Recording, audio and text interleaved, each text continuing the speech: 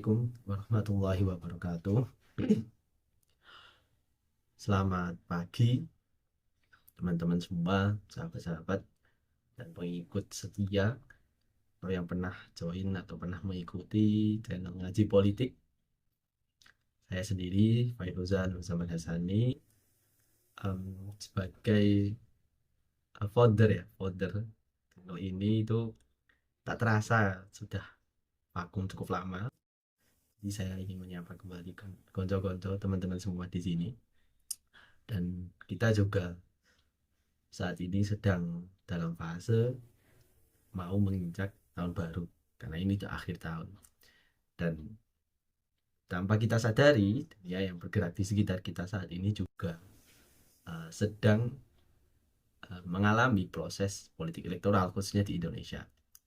Dan pastinya teman-teman semua di sini juga sering bersinggungan atau mengikuti atau sekedar dengar dan sebagainya informasi tentang politik elektoral kita sekarang.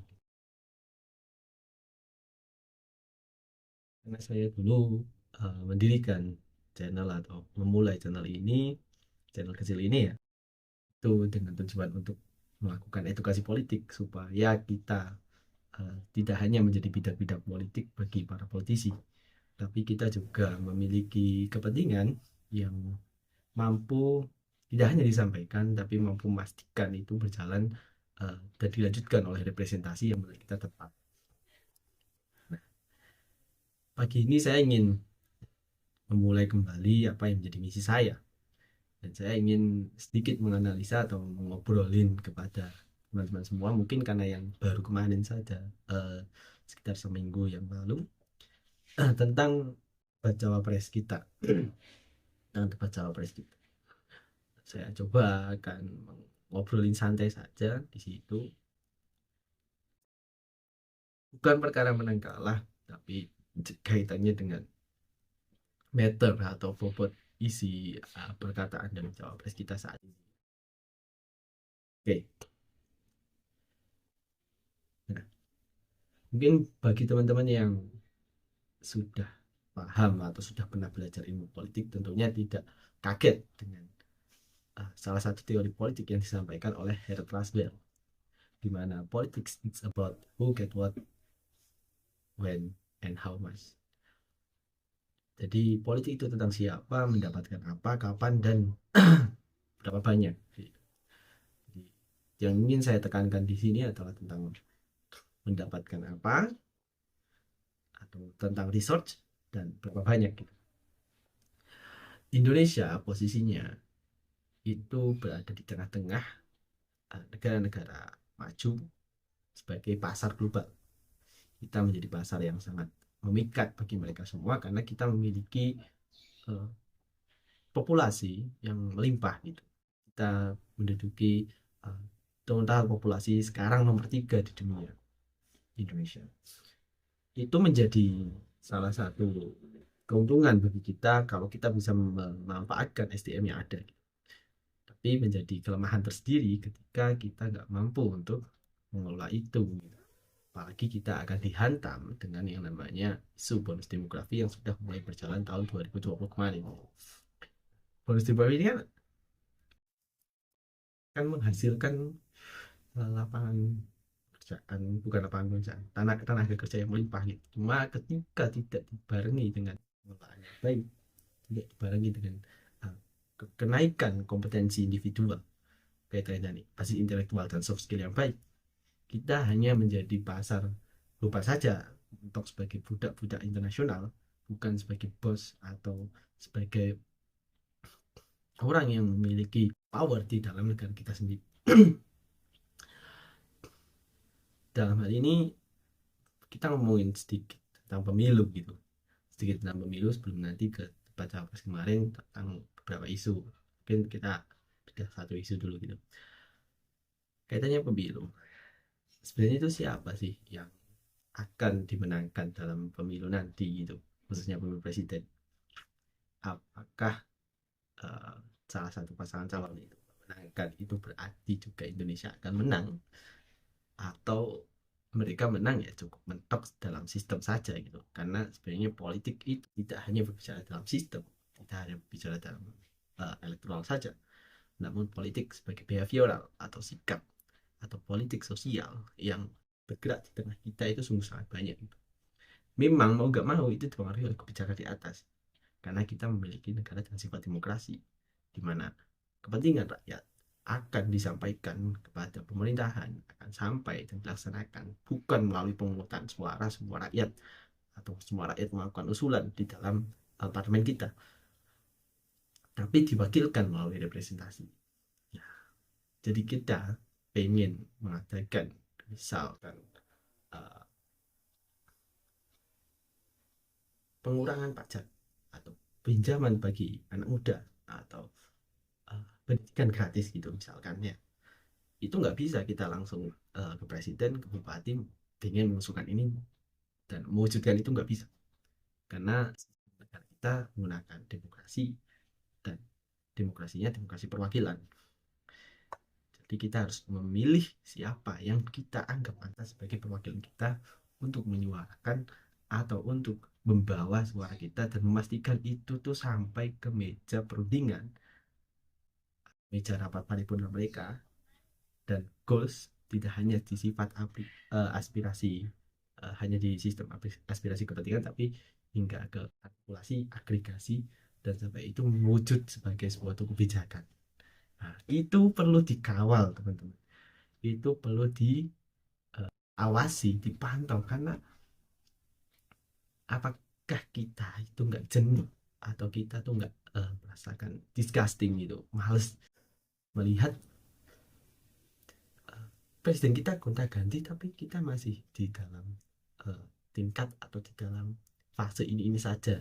Nah, kok kita nggak bergerak ke arah yang lebih baik, sementara presiden kita pasca era reformasi udah berganti banyak sekali. Dan pertanyaan besar di situ, ya kok bisa ya? Maka yang ingin saya gariskan adalah jauh ini pemilu kita itu hanya memenangkan pasangan calon. Event 5 tahunan kita itu hanya bergerak atau hanya aktif atau hanya mendekat ke rakyat, aktor-aktor politik itu, ya, setahun sebelum pemilu hingga setelah pemilu setahun, nggak sampai setahun kadang, bahkan mungkin tengah tahun sebelum pemilu hingga setelah pemilunya setahun, setengah tahun gitu. Jadi selama 5 tahun periode hanya 1 tahun mereka peduli dengan kita, hanya 1 tahun mereka dengan kita. Bayangkan, apakah hanya 1 tahun itu kita merasa cukup? Hanya dikasih uang 50.000, 100.000, hanya dikasih uh, apa namanya beras, hanya dikasih yang seune mungkin di situ kebutuhan pokok dan sebagai sembako dan sebagainya, yang mana kita hidup selama 5 tahun dan ganti lagi kita hanya diberikan selama 1 tahun. Itu pun kalau kita terjamah mereka, itu pun kalau kita dikunjungi mereka, itu pun kalau kita dekat dengan mereka. Dan dekat di sini itu bukan berarti kayak dekat secara bebas, karena jujur demokrasi kita itu sangat uh, repot atau sangat selektif atau sangat eksklusif kaitannya dengan birokrasi di pemerintahan. Tidak semua orang itu memiliki kesempatan yang sama untuk terlibat dalam pemerintahan. Tidak semua orang itu mampu, atau katakanlah dia memiliki sumber daya, dia memiliki kayak dia memiliki intelektual, dia gak memiliki orang dalam di sana misalkan atau jaringan di sana, sulit untuk masuk ke sana. Oke, jadi saya juga heran kira-kira pemilu kita itu siapa yang dimenangkan. Makanya ketika teman-teman menanyai saya, kok mas kira-kira kira-kira dari 3 pasangan calon ini tuh Mas Osa milih yang mana, kira-kira yang akan dimenangkan tuh yang mana?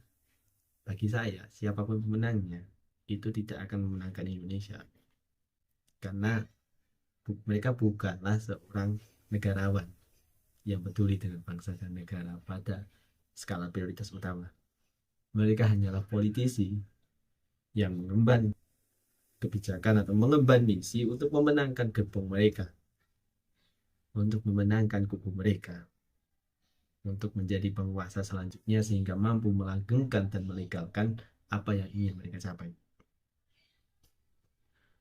Ketika teman-teman mungkin mengkritik lah, Mas kan sampai juga ikut kampanye di tim 01, 02, 03 dan sebagainya. Bagi saya terlibat di sana bukan berarti saya memihak di sana, secara disclaimer dulu. Tapi saya ke sana dan saya ingin melihat bagaimana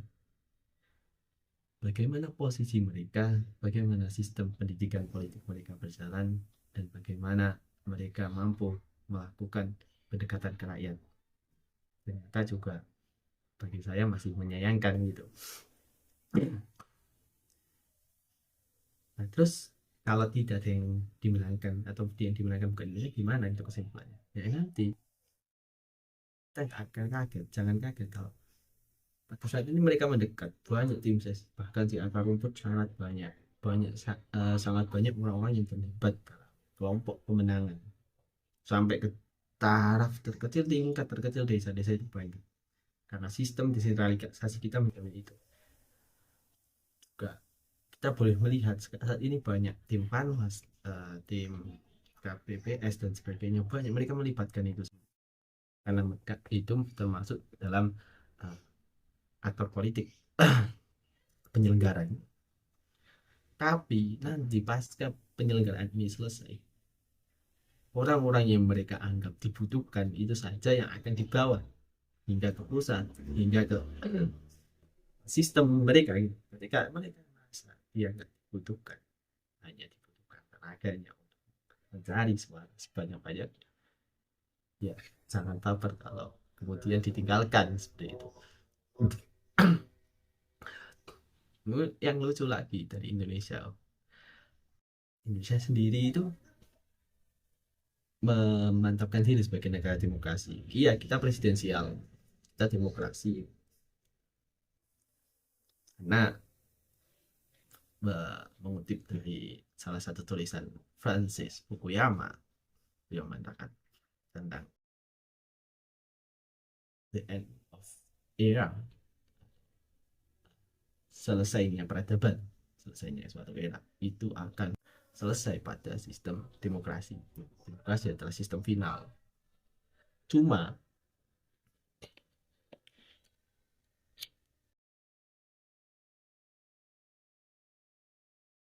demokrasi kita ini saat ini itu membuka peluang-peluang baru untuk masuknya lokal showman dan lokal postman uh, di dalam tingkat atau level pemerintahan yang lebih kecil. Dulu orang-orang itu terpusat kepada Jakarta dan Jawa, orang-orang koruptif dan manipulatif, katakanlah seperti itu. Tapi sekarang semua orang bisa melakukan tindak korupsi, tindak manipulasi hingga level desa, karena lebih terbuka. Siapapun bisa mendirikan partai, siapapun bisa berpolitik gitu. Cuma politik belum secara etik, belum memiliki etika politik yang baik, belum memiliki moral yang baik, tapi sudah terjun ke politik praktis, kan sangat disayangkan seperti itu. Kita butuh lebih banyak negarawan. Bagi saya, siapapun pemenangnya itu tidak akan memberikan perubahan besar. Boleh mungkin teman-teman simak bagaimana visi misi mereka, bagaimana program kerja yang ingin mereka usung. Mungkin secara konteks kalimat itu berbeda gitu secara harfiah, atau bahasa Arabnya secara lughah gitu. Mereka punya visi misi berbeda, angka, tingkat dan sebagainya, persentase berbeda. Cuma kalau kita simpulkan kembali semua uh, dots atau titik-titik itu gitu, kita connecting the dots, visi misi yang mereka sampaikan kebanyakan serupa atau saling mendukung satu sama lainnya gitu. Makanya jangan kaget ketika kita melihat debat entah capres cawapres, itu kebanyakan ya dia menyampaikan apa gitu, satu pesan calon menyampaikan apa, oh saya sudah pernah mencanangkan itu atau merencanakan itu di tim kemenangan saya gitu. Saya ingin membuka lapangan kerja bagi anak muda untuk membangun startup, membangun lebih banyak peluang bisnis gitu. Pasangan calon yang lain menimpali, oh ya saya juga sama, karena saya juga pernah merencanakan itu. Saya ingin membangun kota yang besar, kota yang besar di Jakarta dan sebagainya. Kota yang cerdas dengan akses informasi, akses internet yang uh, meluas. Oh iya, sama. Saya juga pernah mencanangkan